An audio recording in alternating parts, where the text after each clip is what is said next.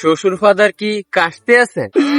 নাই তোরে জামা কোনাকার, আমি আসতেছি। শ্বশুর ফাদার, আমরা যে এই তিতাস নদীর পার দিয়ে হাইটে যেতেছি, এত বড় নদী কাটছিল কেডা? এত বড় নদী তোর বাপ কাটিছিল হারামজাদাই, তোর জামাই কোনাকার। এত বড় নদী আমার বাপ কাটিছিল? হ্যাঁ, তোর তো বাপ এতে- কাটিছিল। এত মাটি ফেলেছিল কই? এত মাটি আমি খাইছিলাম শালাই, তোরে জামাই কোনাকার। তো আপনার দাঁত কিসকিস করছিল না? দেখ, আরেকটা কথা যদি তুই কস, তোর মুখ আমি সুতো দিয়ে সেলাই করে দিব।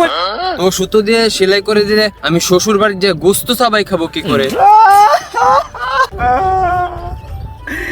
এত বলছে আমার জ্বালাইতে জ্বালাইতে আইসো, তুমি বুঝতেছো না? তুমি গোস্ত জামাই খাবা কি করে? জ্বালাই তোরে জামাই কোথাকার।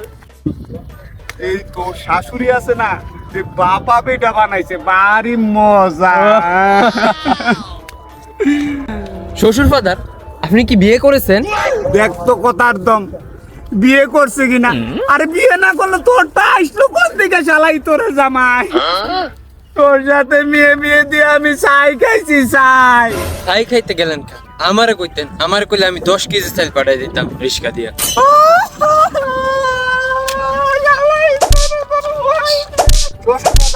আব্বা, খালু, খালি আমারই দোষ। আপনার মেয়ে যে প্রতিদিন আমার থেকে শুধু টাকা চায় আর টাকা চায়, আমার ফতুর বানাই দিল। আজকে 1000, কালকে 5000, এরপরের দিন 10,000। এত টাকা আমি করতে পাই? তাই তো বলি, মেয়ে তো টাকা করে নাকি? তা আমি কেমনে কমু? আমি কি কোনোদিন টাকা দিছি নাকি? ও ফাদার, ও ফাদার,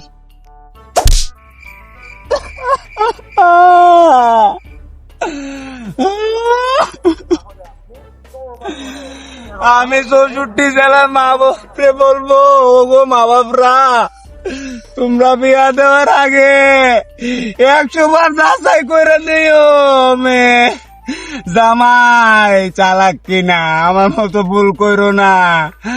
জামাই চালাক কিনা যাচাই করে নিও তোমরা।